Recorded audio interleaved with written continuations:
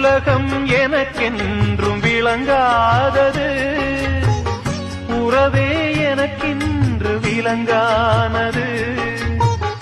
அடடா முந்தானை சிறையானது, இதுவே என் வாழ்வில் முறையானது.